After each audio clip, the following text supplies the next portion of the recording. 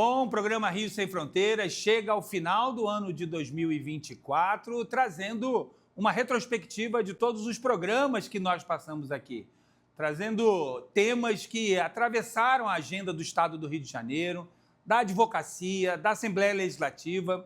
O programa Rio Sem Fronteiras é um programa em parceria entre a Ordem dos Advogados do Brasil e a TV Alerj, trazendo temas de direito internacional e que diz respeito à nossa cidadania, a cidadania de cariocas e fluminenses. Para isso, a gente trouxe aqui dois membros da Comissão de Direito Internacional que vão debater, assim, de maneira muito hercúlea, todos esses temas que nós vamos pensando aqui e refrescando a memória daqueles que nos acompanham e nos assistem aqui na TV Alerj.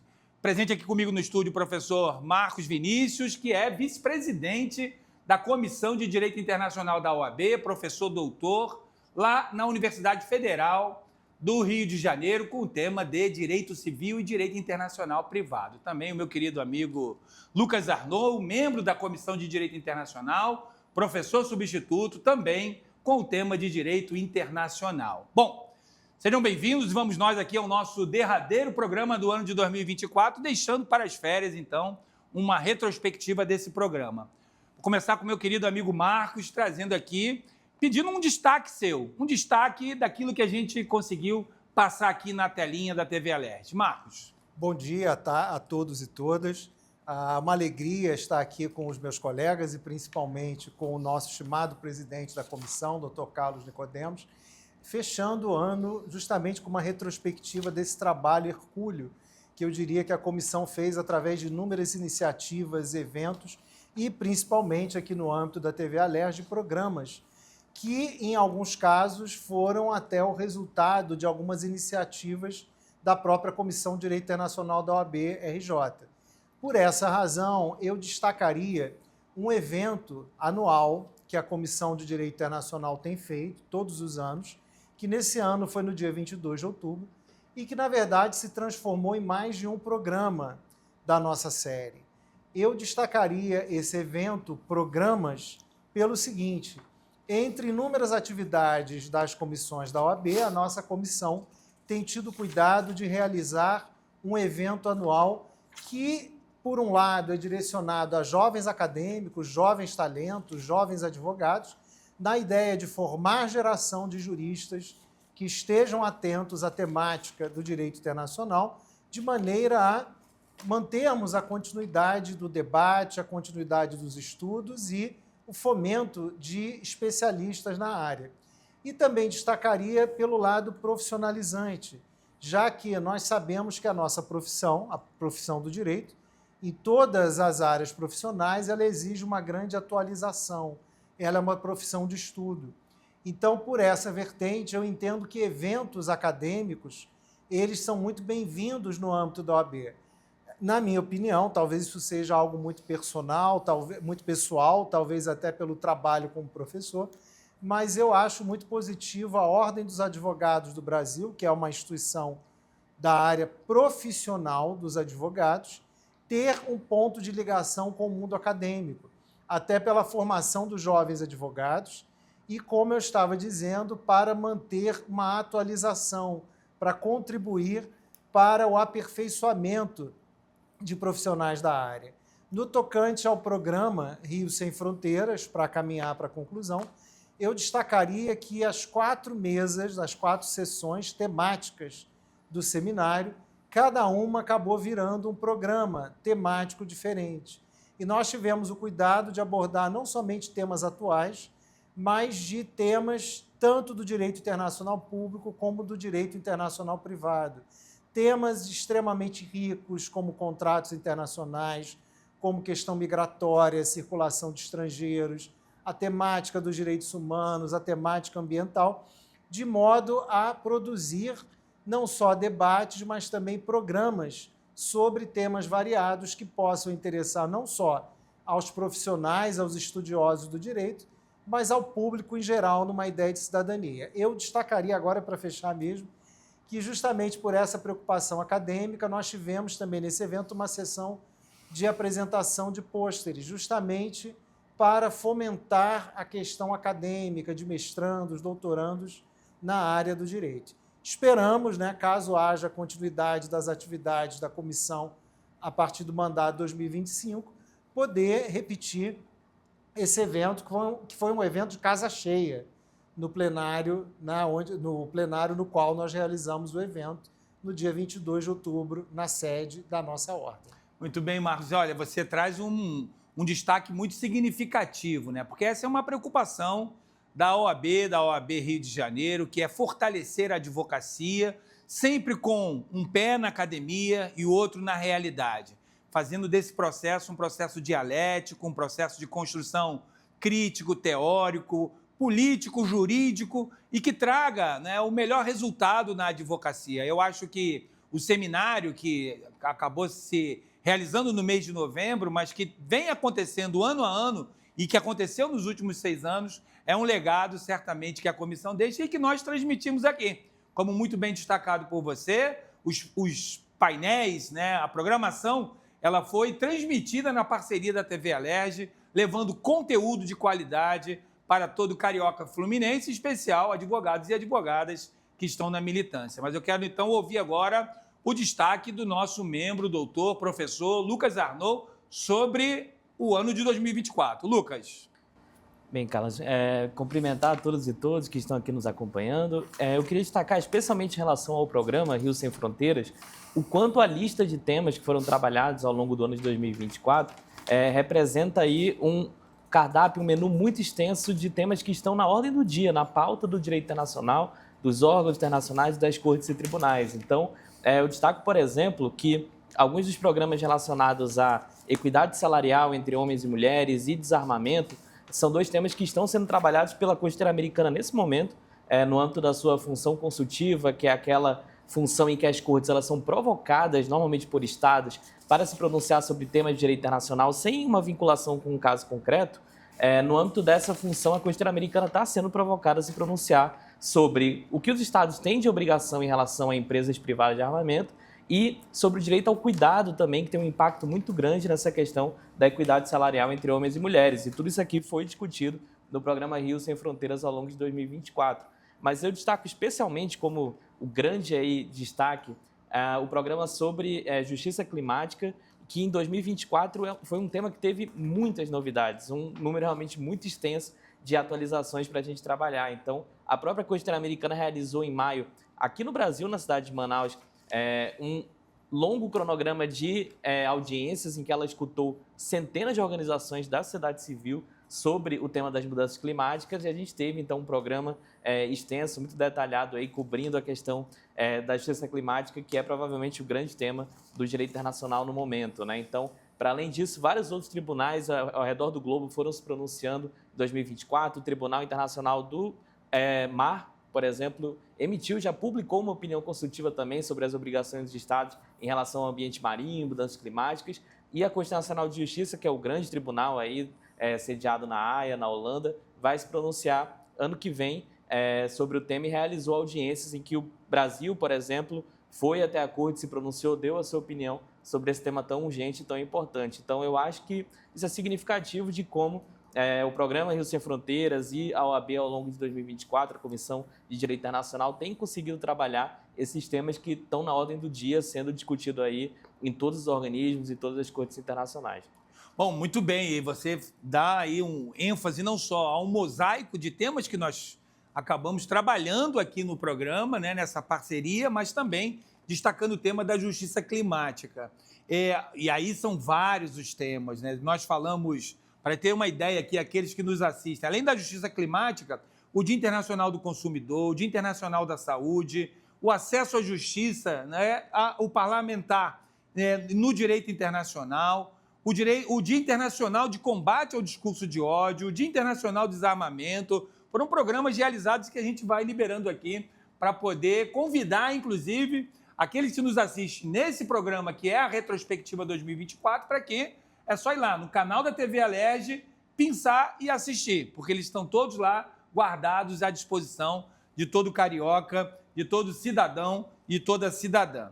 Eu queria destacar um tema aqui e trazer para os dois, um tema comum, que eu acho que foi um programa bem significativo e que foi até um conjunto de iniciativas que a comissão tomou em relação a esse importante evento no Rio de Janeiro, que foi o G20. O G20 em que estabeleceu, né, um marco referencial em relação a tantos temas, e a comissão realizou uma atividade autogestionada no âmbito do G20. Nós estivemos lá e depois desdobramos, trazendo aqui, inclusive, o secretário nacional de participação social para debater esse tema, a participação social na construção da pauta do G20. Vou começar com o professor Marcos Vinícius, meu colega, vice-presidente da Comissão de Direito Internacional. E aí, Marcos, o G20 e a importância dessa agenda para o estado do Rio de Janeiro. Bom, a questão do G20, como dito pelo nosso presidente, realmente foi muito importante. A comissão teve a felicidade, entre inúmeras candidaturas, de ser, salvo engano, e aí meu presidente me corrija, ser a única representante de comissão da OAB que conseguiu participar do evento através do Fórum Social. Como bem lembrado, nós participamos de uma atividade autogestionada, na verdade, num formato de palestra, de debate, com significativos representantes da sociedade civil, focando justamente no debate sobre a questão da participação social, já que o G20, enquanto evento no geral que ocorreu aqui no nosso estado no mês de novembro, ele, entre outros focos, ele rediscute, reanalisa a agenda global atual, mas sob um viés muito importante, o viés dos direitos humanos, o viés da proteção ambiental, o viés do indivíduo, o viés justamente da participação social, que foi o foco da atividade que nós fizemos no G20. E como muito bem lembrado, a comissão, até pelo seu compromisso com a agenda jurídico-social da nossa sociedade, não poderia deixar passar em branco o evento, e não só participou do evento preparatório, que foi o G20 Social, mas também com a contribuição através de um programa que, muito bem lembrado pelo nosso presidente, repetiu a mesma temática, né, que é uma das temáticas principais do legado do G20, que é a respeito da participação social. Então, eu acho que isso demonstra o compromisso da comissão com os temas atuais, com a agenda muito bem lembrado da nossa cidade, do nosso estado, mas eu diria até do Brasil também, na pauta internacional. Talvez nós fomos beneficiados ou privilegiados, né, enquanto cariocas fluminenses, do G20 ter sido aqui. O Rio de Janeiro, eu sou suspeito, sou carioca, mas eu diria que muitas vezes nós temos algumas vantagens. Uma delas é, às vezes, esses grandes eventos que o Rio de Janeiro recebe, eu diria, com muita categoria. Muito bem, Marcos. Então, agora, Lucas, a importância do G20 como uma agenda internacional, no campo até da tua especialidade, né, da tua área de atuação como advogado e professor, o direito internacional público. Né? O que significou essa agenda do G20, né, para esse campo e o impacto disso para o Brasil e o Rio de Janeiro, como muito bem destacado pelo Marcos. Certo, perfeito. O G20 foi uma oportunidade única, muito importante, da sociedade civil brasileira e de todos os países ali que integram a organização conseguirem participar desse espaço que foi aberto das atividades autogestionadas do G20 Social para discutir os eixos ali dessa reunião de líderes, né? Então, a declaração final ali do G20 Social destacou o combate à pobreza, o combate às mudanças climáticas e a reforma da governança global como os 3 principais eixos a serem discutidos e trabalhados. E eu gostaria, já falei um pouquinho da mudança climática, talvez me concentrar nesse terceiro eixo da reforma da governança, que para mim é extremamente central, essa busca para que os órgãos e cortes internacionais permitam cada vez mais a participação da sociedade civil na construção aí das suas normas e das suas decisões. Então, para mim, é o grande tema que a humanidade tem que enfrentar nos próximos anos, é essa disputa ideológica que está acontecendo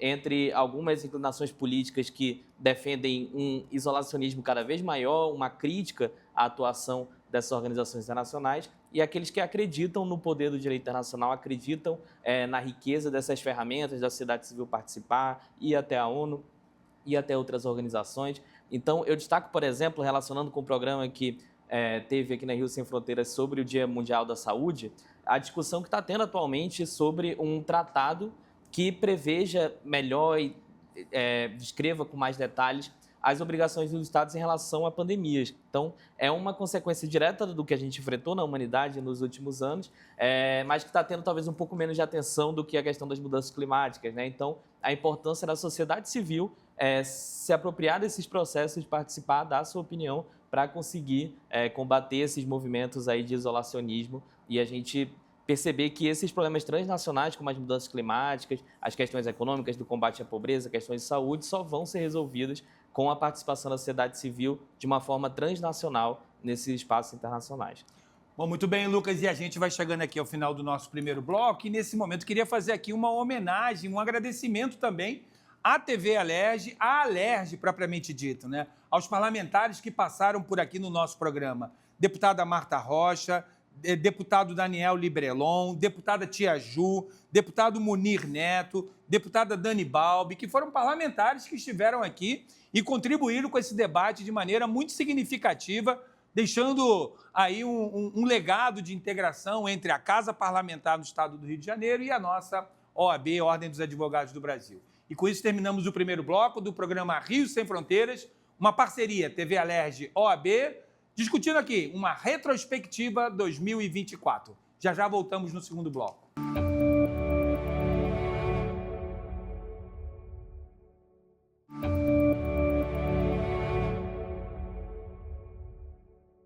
Bom, voltamos com o programa Rio Sem Fronteira, uma parceria da TV Alerj com a Comissão de Direito Internacional da Ordem dos Advogados do Brasil. Eu sou o Carlos Nicodemos, presidente da comissão, e mediu aqui o debate que hoje traz a retrospectiva 2024. Tantos temas que nós passamos por aqui e quero convidar a todos e todas para que possam buscar na TV Alerj cada programa que nós discutimos aqui. Temas significativos e que com certeza contribuíram para a agenda do Estado do Rio de Janeiro. E para esse tema da retrospectiva, 2 membros da comissão, o nosso vice-presidente, o professor doutor Marcos Vinícius e também o membro professor doutor Lucas Arnaud. Olha, eu vou trazer um tema aqui que foi discutido no nosso programa e, inclusive, teve a liderança, à época, né, da nossa presidenta eleita, Ana Tereza Basílio, né, que concorreu ao pleito e vai ser a futura presidenta, né, da OAB Rio de Janeiro, que é o tema do acesso à justiça, o Dia Internacional do Acesso à Justiça, e que nós estamos debatendo aí a importância de nós termos um parâmetro em termos de custas judiciais que seja acessível ao povo carioca e fluminense. Vou começar com o professor Marcos. Marcos. Bom, eu acho o tema importantíssimo na atualidade por vários pontos. Nós sabemos que, infelizmente, o mundo em que vivemos ele está longe de ser um padrão de igualdade. Nós sabemos que, infelizmente, muitos grupos, uma grande parcela das populações, isso não é um problema só do Brasil, são pessoas que têm dificuldade de acesso a inúmeras questões, a inúmeros direitos e, principalmente, a recursos financeiros, a uma qualidade de vida. E, na verdade, são privados de vários direitos, de vários recursos, porque não têm uma renda adequada, porque estão, muitas vezes, abaixo da pobreza. E como é que isso se reflete no direito? Trazendo não só para o campo jurídico, mas especificamente para os direitos humanos. Essa preocupação não é nova, tanto que após a Segunda Guerra Mundial, a gente tem um primeiro ponto de partida, que é a Declaração Universal dos Direitos do Homem. Ainda que não se fale dos direitos do homem e direitos humanos, né? Acho que eu fiz uma tradução direta aqui do droit de l'homme, né? Mas a Declaração de 48, ela, ainda que não use a palavra renda, dinheiro, recurso, ela deixa muito claro entre os direitos ali listados o acesso à justiça, a questão da jurisdição. E a gente sabe que muitas vezes esses grupos vulneráveis, eles não conseguem brigar pelos seus direitos porque eles não têm recursos suficientes para isso. O acesso ao judiciário, muitas vezes, ele é caro, em razão não somente de custo para se pagar pelos serviços de um profissional, um advogado, mas também por custas, por gastos processuais. Claro que a Defensoria Pública e alguns programas e instituições que prestam, né, a chamada advocacia pro bono, assistência jurídica gratuita, contribuem para isso. Mas eu acho muito importante no campo jurídico a gente destacar, como eu falei, a seara dos direitos humanos, o Tratado de 48 é um ponto de partida para isso. Lembrar que, às vezes, não é muito conhecido, até dos profissionais da área do direito em geral, mas o Brasil, tentando resolver isso num plano internacional, de um país para o outro, o Brasil já assinou vários tratados bilaterais e universais que prevêem gratuidade de justiça. Com alguns países nós temos tratados desse tipo, nós temos medidas nesse sentido em tratado do Mercosul, no âmbito do Mercosul, e destacar que vários tratados da Haia, as famosas convenções da Haia, na seara de família, repetem o que a pioneira Convenção de Nova York sobre prestação de alimentos no estrangeiro de 1956 fez, que foi trazer a possibilidade de gratuidade de justiça para aquele que pretende reivindicar alimentos, ou às vezes questões de guarda, ou outras questões na área de direito de família, que nós sabemos que, infelizmente, os conflitos transnacionais em relações familiares são cada vez mais comuns. E muitas vezes, no meio desses conflitos, está inclusive a briga por alimentos, a briga pela sobrevivência. E se a pessoa está brigando por isso, como é que ela vai ter condições de gastar para poder lutar pelo seu direito? Então, eu acho que esses tratados, eu gosto, talvez eu esteja falando muito do meu ponto de vista, né, do direito internacional privado, mas no dia a dia a gente verifica que esses avanços que são feitos de gratuidade de justiça, que é como o acesso à justiça se traduz, não é somente questão de gratuidade de justiça, mas, me desculpem, eu acho que é um dos pontos principais para essa temática. E foi um grande avanço que depois da Segunda Guerra Mundial nós começamos a ter no plano internacional, graças também ao famoso avanço que a gente passou a ter, né, dos estudos de acesso à justiça, de Capelletti e outros grandes nomes que contribuíram para isso, que, na verdade, são uma face de democratização no âmbito do direito. Muito bem, Marcos. Eu acho que você contorna bem o tema, né, e permite, inclusive, trazer agora para o Lucas uma questão que é da sua propriedade, conhecimento e trabalho, Lucas, que é a proteção judicial.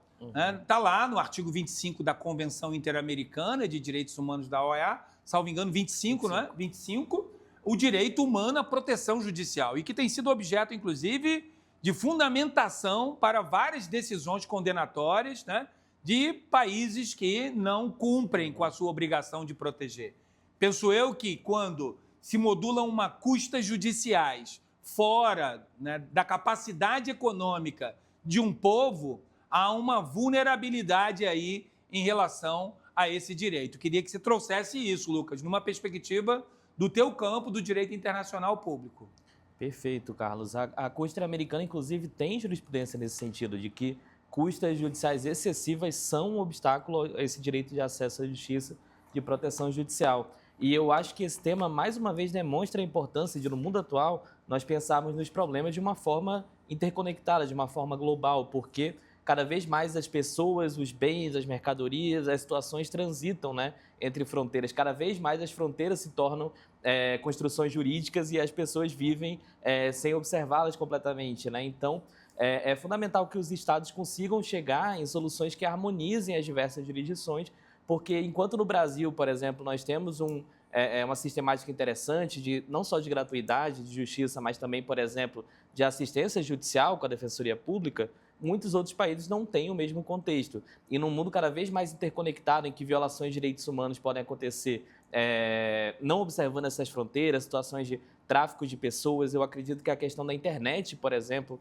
coloca mais alguns fatores fundamentais nisso. É cada vez mais comum que violações de direitos humanos sejam cometidas nesse espaço da internet que não observa as fronteiras físicas, que os estados passem a dialogar para buscar uma harmonização e uma coordenação melhor dessas suas garantias de proteção judicial, para que uma pessoa que vive num estado X e precise recorrer à justiça no estado Y, por exemplo, não tenha seu direito de acesso à justiça de uma forma exageradamente, demasiadamente obstaculizada.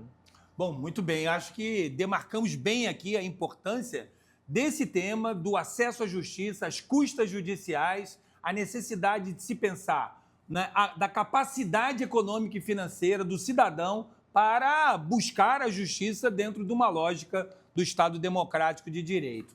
Bom, a gente também falou aqui de vários temas ao longo de 2024, como já dito aqui. Dia Internacional do Desarmamento, Dia Mundial da Juventude, Dia Internacional de Homenagem às Vítimas de Violência Baseada em Religião, crise climática, o parlamentar no direito internacional.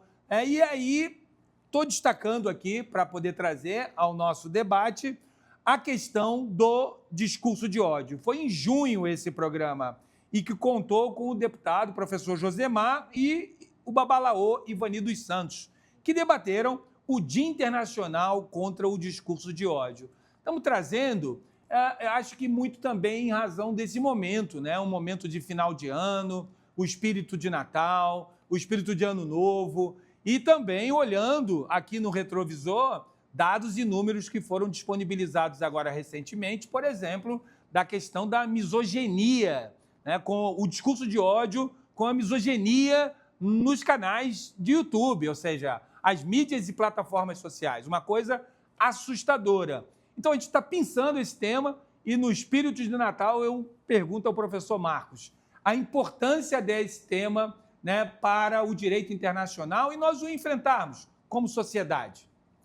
Muito bem colocado a questão do discurso de ódio, que, infelizmente, não só é muito atual por todos os fatores que o nosso presidente lembrou, mas pela realidade. A gente sabe que, enquanto as novas tecnologias são fantásticas, por um lado, a gente sabe que, infelizmente, elas são, às vezes, usadas, né, não para o bem, né, mas para difusão, muitas vezes de forma anônima, ou, num primeiro momento, de forma anônima, disfarçada, para a propagação do ódio, para agredir, para estimular agressões e para a prática de crimes, como sabemos muitas vezes.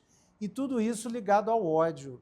E aí eu acho que a gente, voltando um pouco nos direitos humanos, no Norberto Bobbio, a gente verifica que nós temos, no âmbito dos direitos humanos, a raça humana, a proteção de todos, sem distinção.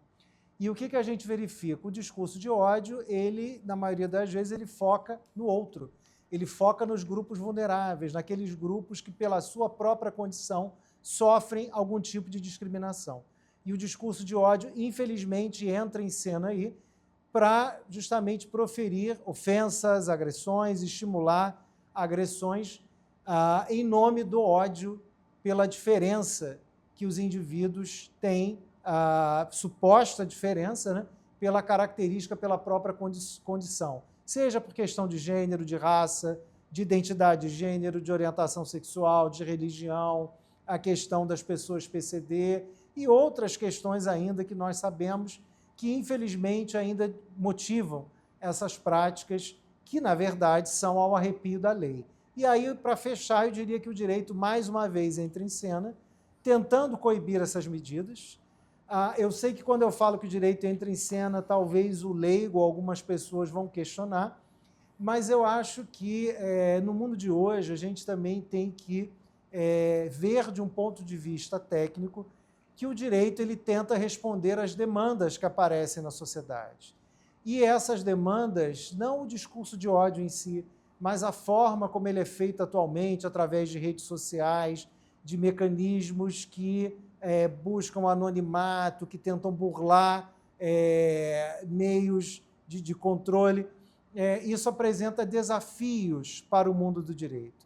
O mundo do direito ele está ali tentando encontrar caminhos para sancionar, para efetivamente punir. Claro que já existem normas, mecanismos, mas em alguns casos a gente verifica que o direito está tentando ajustar ou ainda achar a melhor forma de coibir esse discurso de ódio. Porque, infelizmente, a gente também sabe o seguinte: uma vez proferida determinadas palavras, e aí a sabedoria popular, né, nos diz, né, a palavra o vento leva. Né? Uma vez que a ofensa é feita, pode não ser no ar circulante, mas no mundo virtual, infelizmente, ela circula muito rápido. Você pode aplicar sanções depois, mas, infelizmente, a gente, às vezes, não consegue apagar todo o rastro de ofensa, de dor, de discriminação que é causado quando esse discurso de ódio é proferido. Mas eu tento me mostrar otimista, até nesse espírito de virada de ano, de que o combate ele tem sido feito de forma intensa e eu acredito que nós teremos, né, um mundo melhor futuramente, provavelmente com uma maior repressão e uma consequente diminuição desse discurso de ódio.